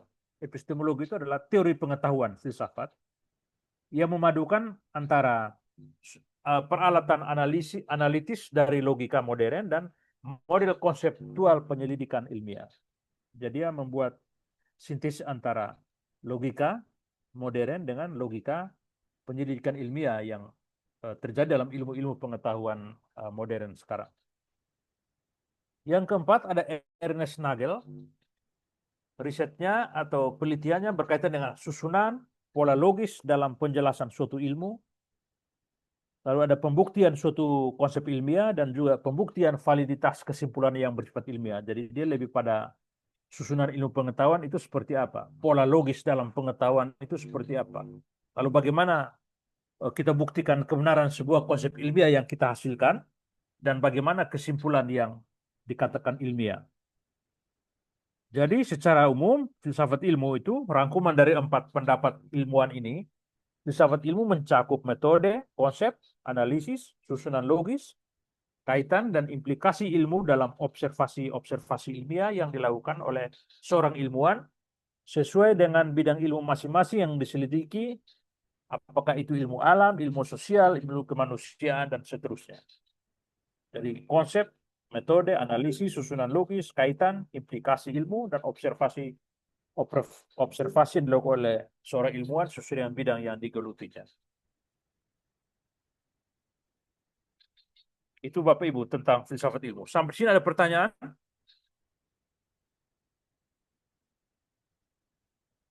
Jadi kalau kita lihat di sini filsafat ilmu lebih pada prosedur sistematik, terstruktur, logis, analitis, skematis untuk sampai pada kita merumuskan sebuah pengetahuan baru itu seperti apa. Sampai sini bisa mengerti ya? Masih bisa ikuti atau mulai pusing ini? Masih bisa Pak, ikutin Pak. Ikutin aja, enggak apa-apa. Ya, namanya filosofi. Mau tanya Pak, Ya, silakan. tadi kan di Ernest Nagel tuh Pak, Ya. dia ada pembuktian suatu konsep ilmiah, juga pembuktian validitas dari kesimpulan yang bersifat ilmiah. Ini Ya. pembuktian ini seperti apa ya Pak? Gambarannya. Pembuktian itu artinya bahwa bagaimana model analisis sebetulnya. Model analisis untuk, misalnya kalau kita membuat riset itu kan kita mulai dari hipotesis toh. Lalu kita pakai kerangka teori, lalu kita pakai metode, lalu kita analisis, lalu kita menarik kesimpulan, ya toh. Nah, jadi kalau misalnya kerangka pikirnya itu benar, analisisnya benar, maka akan menghasilkan kesimpulan akhir yang benar, ya. Jadi kalau kita struktur logikanya begitu ya. Tapi kalau misalnya kerangka teori benar, metodenya tidak tepat, maka kemungkinan kita menghasilkan kesimpulan akhir yang tidak tepat. Jadi mesti yang dilihat itu adalah konsistensi dari kita, mulai dari tahap-tahap prosedur ilmiah yang kita lakukan, mulai dari hipotesis, mulai dari kerangka teori, lalu lanjut ke metode, lalu analisis, sampai dengan penarikan kesimpulan itu adalah konsistensi logika itu harus terjaga dengan baik. Baru kita menghasilkan kesimpulan akhir yang tepat. Kira-kira begitu Bapak. Iya, berarti Pak waktu kami di S1 ya Pak, ketika kami ujian skripsi, itu bisa dianggap nggak juga sebagai bentuk dari pembuktian konsep ilmiah tadi sama validitas kesimpulan kami Ya. yang didasarkan itu Pak? Ya, artinya waktu menguji Dasar skripsi itu sudah pada level itu. Jadi, tapi nanti kalau pada level L2, S2 kan tidak hanya sebatas skripsi begitu. Jadi dia Iya. levelnya sudah lebih naik lagi toh. Iya. Nanti ada kontribusi untuk pengetahuan, lalu dampaknya apa, Iya. ya. Dia menyelesaikan persoalan apa, dia sudah lebih level pengetahuannya harus lebih tinggi lagi dari S1 itu. Ya. Terima kasih Pak. Kalau kita di S1 itu kan kita hanya ada pertanyaan, ada masalah, kita deskripsikan lalu kesimpulan selesai toh. Tapi Ya. kalau sudah pada level S2 kita harus melihat untuk bagaimana pengembangan pengetahuan yang kita hasilkan itu. Ya. Ya. Pengembangan dari konsep yang kita hasilkan itu sudah dikembangkan lagi. Kalau sudah pada level S3 kita temukan sebuah konsep baru. Ya, Nah, ya. bisa lihat toh Ya. perbedaan-perbedaannya Bapak Ibu. Makanya variabelnya terus bertambah ya, Pak. Iya, benar. Betul. Ya, terima kasih, Pak. Jadi kalau sudah makin ke atas itu kan ada sesuatu yang memang sudah mulai berpikir menghasilkan sesuatu yang baru lah, lebih ke situ lah. Karena yang baru itu kan belum ada orang yang berpikir menurut perspektif itu. Makanya tadi yang filsafat ilmu tadi kamu melihat objek material, orang bisa studi tentang teologi, banyak orang studi tentang teologi, tapi objek formal tadi yang saya ajarkan sebelumnya, itu yang berbeda. Orang bisa riset tentang teologi, tapi bagaimana cara memandang teologi itu? Teologi yang ditulis oleh orang yang riset di tahun 90-an beda dengan yang di tahun 2000, ya kan? Beda lagi di tahun 2010, beda lagi di tahun 2020, beda lagi di tahun 2030 nanti. Jadi itu tergantung dari tadi saya bilang, objek formal itu. Objek materialnya sama. Atau misalnya orang studi tentang komputer, ya orang studi komputer dari dulu ya sampai sekarang dan ke depan. Tapi yang membuatnya berbeda itu adalah point of view tentang objek material itu. Ya, nah, itu yang selalu baru itu adalah perspektif yang baru, point of view yang baru. Yang nanti dari situ menghasilkan sebuah model pengetahuan baru juga. Begitu ya. Terima kasih, Pak. Siapa tadi, Pak Gideon ya? Atau siapa tadi? John Sinaga, Pak. Oh, Pak Sinaga, baik. Ya. Pak John. Pak John di mana, Pak? Di Medan ya, Pak? Saya di Sentul, Pak. Saya dekat Bapak. Oh, Sentul ya, kita dekat-dekat betul. Baik. Pak, Ya, Pak. silakan, Pak Pram. Thank you, Pak. Tadi saya mau coba meresume aja sebenarnya, Pak, supaya saya bisa dapat banyaknya dari apa yang Bapak udah terangkan tadi. Tentang filsafat ilmu ini kan tadi Bapak kembangkan sedikit untuk sebenarnya bisa dilihat dari berbagai perspektif ya kan, Pak, dalam filsafatnya. Tapi untuk bisa mampu, karena kami belajar merelevansikan kepada teologisnya, tadi juga dalam kerangka berpikir tadi ya, dalam tadi bahwa pentingnya optik formal dan yang lain, yang kedua tadi saya lupa materialnya tadi. Tapi tadi saya melanjutkan tadi memahami harus menyadari bahwa sumber pengetahuan pengenalan manusia itu tadi enak ya Pak ya, tadi Bapak mapping jadi 6 hal gitu ya. Dan yang saya mau pikirkan Pak, bagaimana merelevansi itu ke dalam eksegesis Pak? Untuk bisa semakin itu betul-betul berrelevansi dengan baik Pak. Terima kasih Pak. Ya. Eksegesi itu kita menafsir kitab suci ya Pak ya. Nah sebetulnya relevansi sumber pengetahuan itu adalah yang penting Bapak Ibu merasa enak pakai sumber pengetahuan yang mana. Atau misalnya kalau mau berfilsafat, pakai metode mana dulu. Harus tentukan pilihan. Kita berfilsafat pakai metode apa. Misalnya kalau mau mengeksegesi itu kan misalnya apakah mau pakai induktif atau deduktif ya kan. Atau mau fenomenologis, tergantung dari metode yang Bapak Ibu pilih. Lalu yang kedua, kalau sudah pilih metode itu pas dengan apa namanya, sesuatu yang mau Bapak Ibu pakai untuk membantu untuk melakukan eksegesi itu harus konsisten dengan itu Bapak. Jadi yang dilihat itu karena kalau tidak konsisten maka kita akan menghasilkan sebuah pengetahuan yang katakan tidak bisa dipertanggungjawabkan dari segi kebenaran filsafat ilmu ya Pak. Kita ngomong filosofi ilmu pengetahuan. Jadi kalau kita mau menafsir sesuatu sudah dapat hermeneutika ya? Atau belum? Sudah Pak. Hah? Sudah Pak. Sudah. Sudah Pak. Sudah Pak, sudah Pak. Ya kan hermeneutika itu juga kan biasanya berguna untuk melakukan penafsiran toh terhadap kitab suci.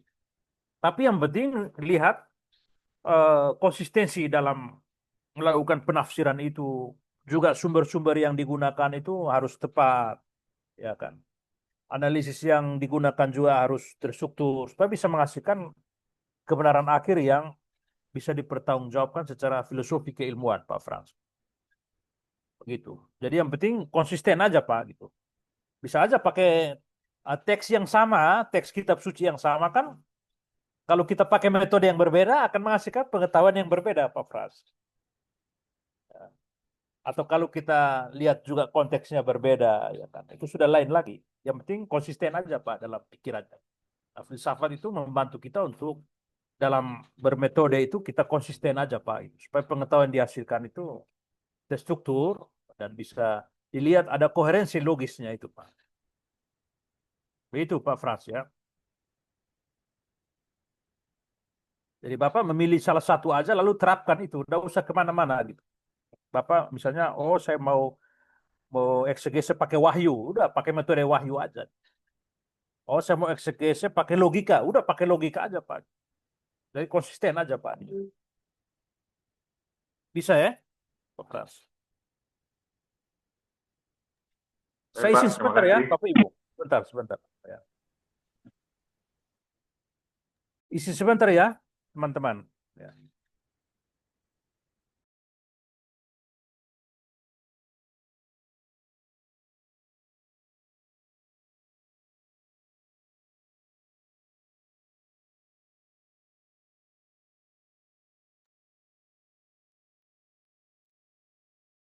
Masih ada waktu kita 15 menit. Mana tahu kelompok 4 sudah siap mau presentasi, boleh ya?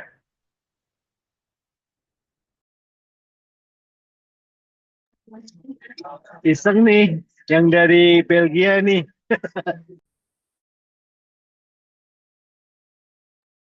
Kami kelompok 4 tidak akan mendahului kelompok 3, Pak. Kami respect, Pak.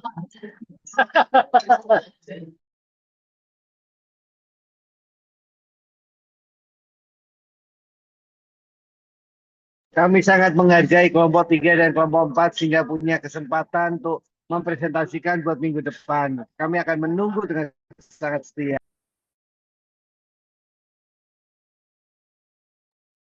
Filsafat itu kan nggak bisa buru-buru, jadi memang butuh waktu. Kan tadi masih menguji konsep, prosedur, sama validitas. Kan itu yang dilakukan kelompok 3 dan 4. Kalau kami kelompok 1 dan 2 kan menalar aja, kalau mereka menjiwai.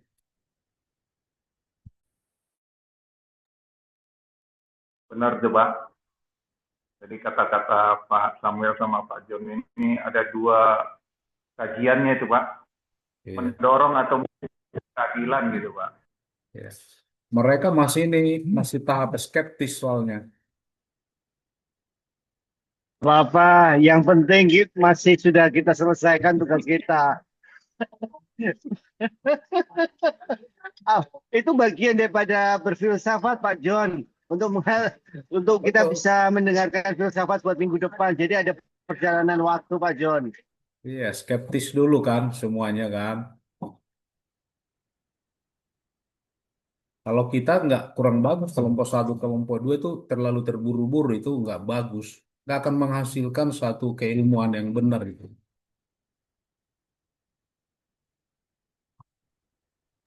Makanya Pak John kita kasih karunia saja Pak John. Ya kan? Kami kalau nggak ada Pak Roy juga, kami udah nggak jelas kami. Pak Roy aja udah. Karena sumber ilmunya Pak Nggak Roy kan apa-apa, itu. ini selama bulan Februari kan bulan penuh Pak kasih John dan ini. penuh ampunan. Betul Karena Pak Pak, Roy betul. sumber pengetahuannya kan keyakinan. Itu udah final. Ya, saya sudah kembali Bapak Ibu. Ya. Tadi pertanyaan Pak siapa tadi? Pak Frans ya. Kira-kira begitu Pak Frans ya. Pak Frans ini mukanya seperti salah satu wakil bupati di NTT ini. Jangan-jangan adik kakak ini Bapak. Enggak ya? Pak Frans dari mana Pak Frans ini? Memang orang bilang kami mirip, Pak, cuman beda nasib, Pak. Oh, Pak Frans dari mana Pak? Di pulau mana tinggalnya? Saya di Danau Toba, Pak. Oh, Tapi Toba, saya Samosir ya. Oh, ya. Oke, baik. Maluku, Pak. Salah satu wakil bupati dulu ikut Pak Ahok itu, staf ahli hukum Pak Ahok itu sekarang terpilih wakil bupati. Mukanya persis Bapak itu. Ya, Mirip ya, Pak. baik, mirip. Ini berarti tokoh publik ini. Ya. Bisa calon bupati Samosir ini kayaknya Bapaknya. Harus ganti marga, Pak. Ya, baik Bapak. Mungkin udah ada faktor genetiknya kali Pak di Pak Pras Ya. ini. Cuma kita perlu selidiki secara filosofis Pak. Oh ya, benar-benar. Kita harus lihat dasar epistemologis, ontologisnya apa gitu ya. Ya. Baik, ada pertanyaan lagi Bapak Ibu? Pak Yunus Leonutu ini. Pak Yunus di mana Pak Yunus?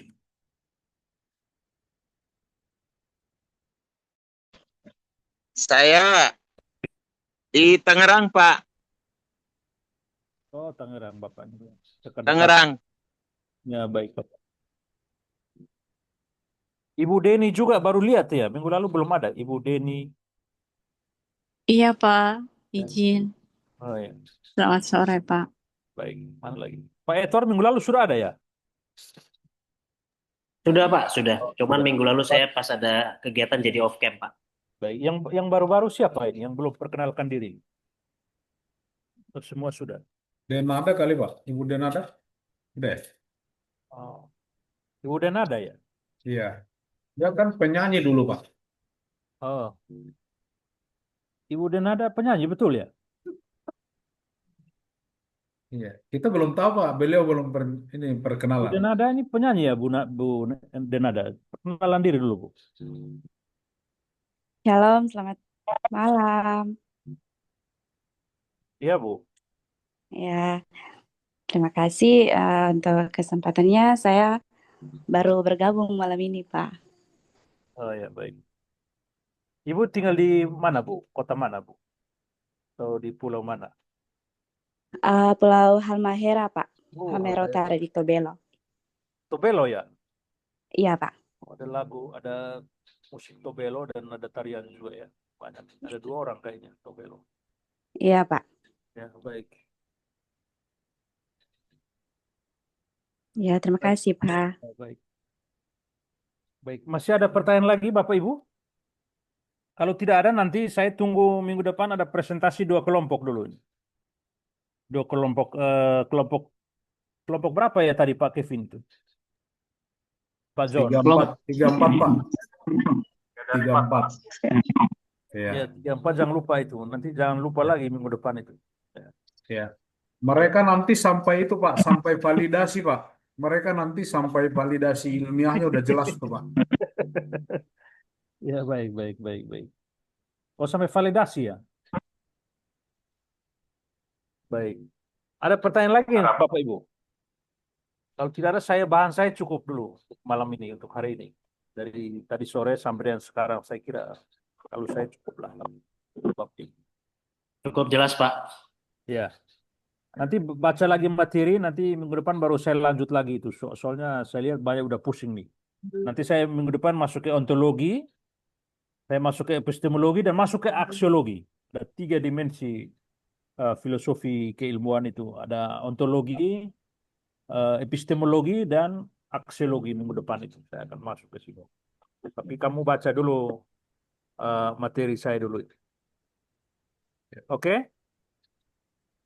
Jadi kita akan masuk ke problem ontologi ilmu pengetahuan, lalu problem epistemologi ilmu pengetahuan itu seperti apa, dan kira-kira apa problem aksiologi dari ilmu pengetahuan itu. Nanti saya bahas dulu di minggu depan. Mungkin itu cukup dulu untuk sore sampai malam hari ini Bapak Ibu. Saya terima kasih. Ya. Baik Pak, saya tutup ya. Terima kasih Pak Pius. Terima kasih, Pak. Terima kasih Pak Pius. Terima kasih, Kita berdoa dulu Pak kali ya. Pius. Berdoa dulu ya. Terima kasih Pak. Selamat berbuka. Pak. Ya, berdoa Ya. dulu Bapak Ibu. Ya. Ya, Pak. Ketua kelas sudah menghilang.